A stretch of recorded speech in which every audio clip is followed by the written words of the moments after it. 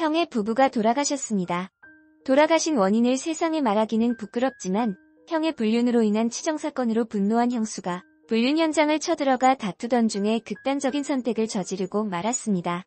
뉴스에까지 보도된 그런 사건이 발생하고 나서 장례식은 암울한 분위기 속에서 진행되었습니다.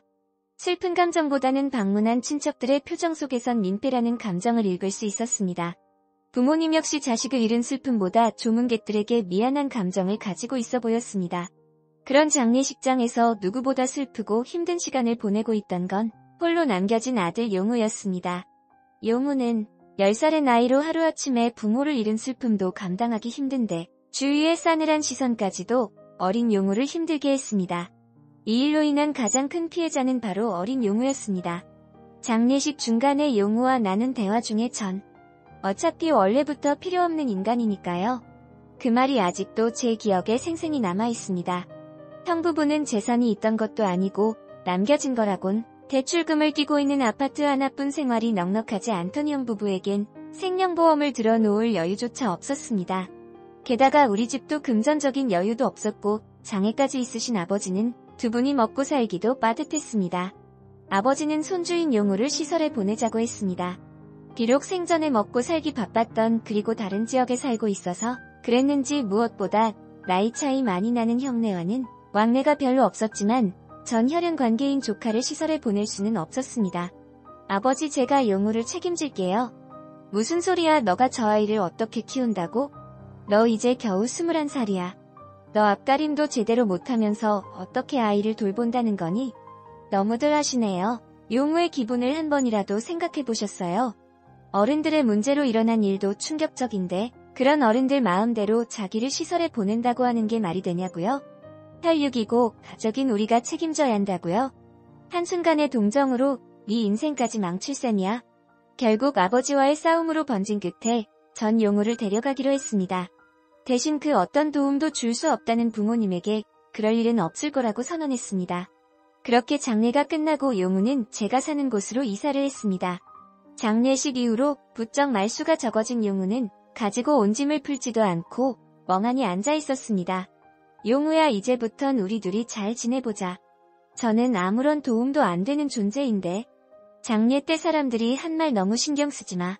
세상엔 자기 앞가림만 하기에 바쁜 사람들도 있지만 주위 사람들을 신경 쓰고 챙겨주면서 함께 어울리며 살아가는 사람들도 많으니까 별로 신경 쓰지 않는 게 좋아. 하지만 민폐를 끼치는 건 맞잖아요. 저 때문에 할아버지와도 싸웠고 의견이 서로 달랐던 것뿐이야.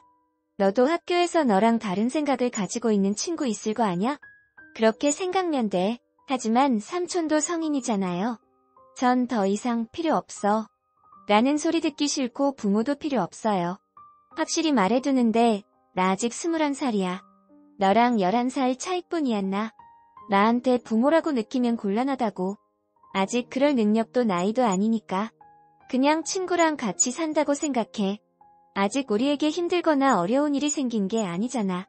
그저 건강하게 즐겁게 살아가면 되는. 그리고 용우의 표정이 한결 밝아진 별 느낄 수 있었습니다. 그렇게 조카와의 동거가 시작되었습니다. 사람들은 10살 용우를 어떻게 돌보냐고 했지만 초등학교 3학년 용우는 자기 할 일은 알아서 했고 학교 공부나 숙제도 알아서 척척 해주었습니다. 오히려 집안 청소나 설거지도 하면서 저를 도와주었습니다. 부모가 없다고 아이들에게 따돌림 끝당하지 않으려면 공부라도 잘해야 하잖아요. 덕분에 지금은 아이들이랑 잘 지내고 있어요. 무슨 소리야. 그렇게 생각하지 마. 용우 너가 밝고 긍정적이라 아이들과 친하게 지내는 거야. 공부를 못한다고 따돌림 당하지 않아. 어쩔 땐 아직까지도 마음속 트라우마가 남아있어 보였습니다. 한창 밝게 뛰어놀 나이에 너무 일찍 처리된 것 같아 그게 안쓰러워 보였습니다. 비록 부모는 아니지만 용우가 성장해가는데 좋은 환경을 만들어주고 싶었습니다. 그래서 휴일이면 이곳저곳 다양한 곳을 데려갔습니다. 그런 어느 날 한 백화점에서 수제 액세서리 전시회가 있어서 구경 갔을 때였습니다. 용우는 그곳에서 충격을 받았던 것 같습니다. 그날 전시회에서 본 액세서리들이 마음에 들었던 용우는 도서관에서 책을 빌려 액세서리의 다양한 소재와 표현 방식에 점점 빠져들었습니다. 그 후 중학생이 되면서부터는 본격적으로 책을 통한 이론에 그치지 않고 직접 액세서리를 만드는 작업을 배우면서 학생 작품이라고는 믿기지 않을 만한 세밀한 작업의 액세서리를 만들기 시작했습니다. 몇몇 액세서리는 친구들 사이에서도 소문이 날 정도여서 돈을 받고 팔기도 해 그걸로 재료비에 보태기도 했습니다. 용우는 나중에 무슨 일을 하고 싶어? 액세서리 디자이너가 되고 싶어요. 삼촌에게 폐가 되지 않도록 대학은 제 손으로 벌어서 갈 거예요. 꼭 그 꿈을 이뤄서 멋진 너만의 브랜드를 만들어봐. 내 브랜드요? 취업도 좋긴 하지만 자기가 생각한 디자인을 만들려면 몇 년 걸릴 텐데 그보다 자기 작품이라고 생각하면서 원하는 나만의 디자인을 만들면 요즘엔 인터넷을 통해 전 세계 어디에라도 알릴 수 있고 판매할 수 있는 시대니까 용우 정도의 실력이면 장차 훌륭한 디자이너가 될 거야. 넌 할 수 있어. 그 후로 용우는 지금까지 열심히 살아온 것보다 더 열심히 공부했습니다. 고등학교를 좋은 성적으로 졸업 후 서울의 유명한 미대로 진학했습니다. 전부터 많은 디자인을 만들어냈기에 대학 진학 후 인터넷을 통해 자기의 브랜드를 런칭해 알리기 시작했고 사진 촬영에 자신 있었던 저는 용우의 작품을 더욱 멋있게 촬영해 홈페이지에 올리는 데 도움을 주었습니다. 그러던 중 국제 액세서리 공모전에 출품한 한국의 정서를 담은 작품이 전 세계인들에게 좋은 반응을 받아 수상하면서 언론의 주목을 받게 되었고 방송을 통해 여러 차례 소개되면서 가치와 인지도가 상승해 국내 백화점에까지 입점하게 되었습니다. 그 후로 시간이 흘러 용우는 이제 수십 명의 직원을 둔 브랜드의 사장이 되었습니다. 패션지에도 자주 나오고 방송 출연까지 하면서 유명인이 되었습니다. 그런 모습을 옆에서 지켜본 제 마음은 무척이나 행복했습니다. 하지만 유명해진 만큼 여기저기에서 나타나는 연락들 친구들뿐 아니라 친척들까지도 이렇게 유명해졌는데도 연락을 미리 안 했냐며 여기저기에서 연락이 왔습니다. 국내보다 해외에서 더 잘나가는 젊은 CEO로 언론에서 소개되면서 많은 사람들의 인기를 얻게 되고 나니 이제 와서 친한 척하는 사람들이 많아졌습니다. 어느 날 작은 고모에게 전화가 왔습니다. 그 아이가 회사를 만들었다고 말해주지 그랬니? 뭐 자랑할 일도 아니었고 누구 하나 용우의 일을 신경조차 갖고 있지 않았었잖아요. 그렇게 성공했으면 집에도 돈을 많이 가져다 주겠네. 결국 또 돈이군요. 형부부 장례식장에서도 용우를 필요 없다고 시설에 맡기자고 처음 말한 것도 고모님이셨죠. 이제 와서 유명해진 용우에게 아는 척하고 손 벌리고 싶어진다면 그 전에 직접 찾아와서 진심으로 사과를 하는 게 먼저라고 생각되네요.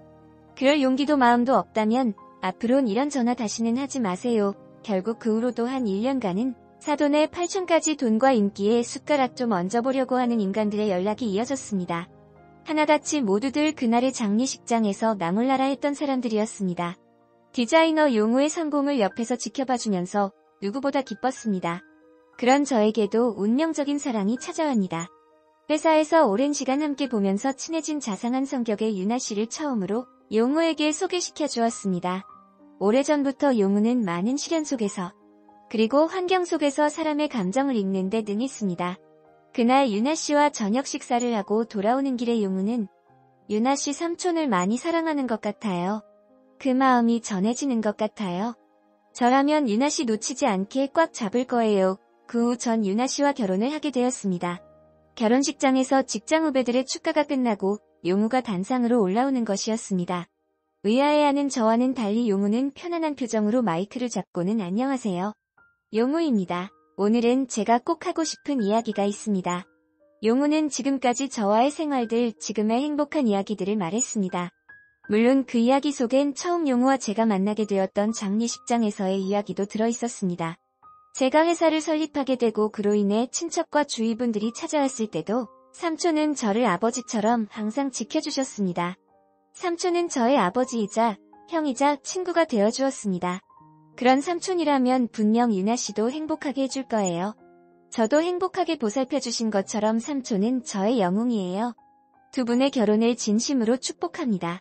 날개를 다친 작은 새를 데려와 상처를 치료해주고 함께 보살펴주었는데 이제는 그 작은 새가 넓은 하늘로 마음껏 날개짓을 하며 날아가는 모습을 보고 있으니 제 마음이 따뜻해져 옵니다. 제 사연은 여기까지입니다. 다들 행복한 하루 되세요. 네, 오늘 사연은 여기까지입니다. 여러분들 생각은 어떠신가요? 댓글로 남겨주세요.